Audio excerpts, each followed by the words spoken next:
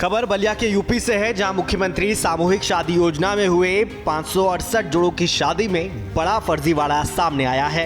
यहां बिना दूल्हे के ही लड़कियों ने अपने ही हाथों से अपने ही गले में वरमाला डाल रही हैं और लड़के अपने ही हाथों से अपने गले में वरमाला डाल रहे हैं। बलिया में हुए मुख्यमंत्री सामूहिक विवाह समारोह की अनोखी तस्वीरें भी सोशल मीडिया पर वायरल हो रही हैं। वहीं एक 19 वर्षीय युवक का कहना है कि हम शादी देखने गए थे, जहां मुझे जबरन दूल्हा बनाकर बैठा दिया गया, ये कहते हुए कि 2 से 3 हजार रुपए तुमको दिए जाएंगे। वहीं स्थानीय बीजेपी विधायक केतकी सिंह ने कहा, टीवी और समाचार पत्रों के द्वारा मुझे जानकारी मिली है, सामूहिक विवाह में कुछ जोड़े ऐसे थे जो सही तौर पर नहीं थे और उनके कागज भी सही नहीं थे। जो भी दोषी होंगे उन पर कार्रवाई होगी। मुख्यमंत्री सामूहिक विवाह योजना में हुई धांधली के खिलाफ डीएम ने मुकदमा दर्ज कराया है। मनियार ब्लॉक में हुए मुख्यमंत्री सामूहिक विवाह में धांधली में एडीओ समाज कल्याण सहित 9 लोगों के खिलाफ मुकदमा दर्ज किया गया है। वहाँ पे 2-3 लोग हमको बढ़िया ही बैठा दिया, तो मैं बैठ गया। बोले थे कि 2-3 हजार रुपया देंगे, बैठ जाओ। हाँ, किस लिए? शादी के लिए।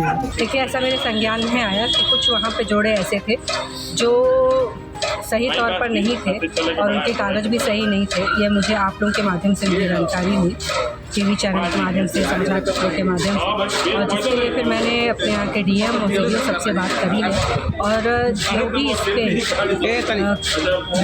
दोषी होंगे उन पर बाकायदा कार्रवाई होगी।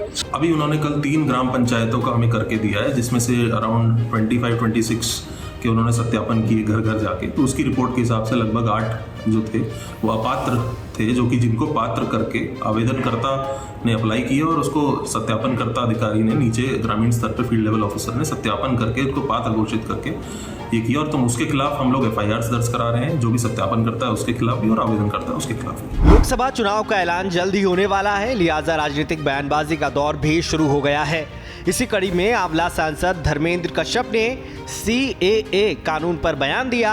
कश्यप ने कहा, निश्चित तौर पर CAA लागू होगा। मोदी जी जो कहते हैं वो करते हैं। मोदी जी की बात पर लोग भरोसा करते हैं। लोग मोदी की बात को मोदी की गारंटी मानते हैं, गारंटी की भी गारंटी मानते हैं। नमो नमो का नारा चारों ओर सुनाई देता है। मेरे भारत में परिवर्तन दिखाई देता है। साथ ही टिकट मिलने के सवाल पर अपने शायराना अंदाज में कहा, मैं अपने मन को हमेशा साफ रखता हूँ, जमाना नाज करे वो व्यवहार करता हूँ, कौन रोकेगा मुझे जाने से दिल्ली, क्योंकि मैं आंवला लोकसभा की जनता को साथ रखता हूँ। देखिए, ऐसा है, ये गठबंधन आपसी बचाने के लिए गठबंधन है, ये भाई भतीजा का गठबंधन है, ये परिवारवाद का गठबंधन है, ये भ्रष्टाचारियों का गठबंधन है, ये उन लोगों का गठबंधन है जिन्होंने अनैतिक रूप से अनैतिक संपत्ति बनाई है। निश्चित तौर पर उनको डर लग रहा है कि तीसरी बार मोदी जी देश के प्रधानमंत्री बने हैं और मोदी जी ने हमेशा कहा है, जिन्होंने देश को लूटा है, भ्रष्टाचार किया है, वो किसी कीमत पे बचेंगे नहीं। देश का आम बजट आने को है। किसी भी उद्योग से जुड़े हुए लोगों को बजट से बहुत उम्मीदें होती हैं कि सरकार उनके लिए बजट में कुछ ना कुछ नया लेकर आए जो उनके हित के लिए हो। अलीगढ़ को विश्व में ताला नगरी के नाम से भी जाना जाता है। यहाँ ताला एक कुटीर उद्योग के तौर पर भी है। आने वाले बजट से अलीगढ़ के ताला उद्योग से जुड़े लोगों को बहुत उम्मीदें हैं। ताला इंडस्ट्री से जुड़े लोगों का कहना है कि अगर GST पर सरकार रियायत दे तो ताला उद्योग नई ऊंचाइयां छू सकता है। अलीगढ़ में ताला कारोबारियों का कहना है कि हमें पूरी उम्मीद है कि हमें बिजली के रेट में सहूलियत मिलेगी, GST कम होगा ताकि हम चीन से और बड़ी कंपनियों से कंपेयर कर सकें। जिस तरीके से मेरे को इंडिया में काम बढ़ सके, अलीगढ़ में काम बढ़ सके, मेरे को तो उससे ही मतलब है।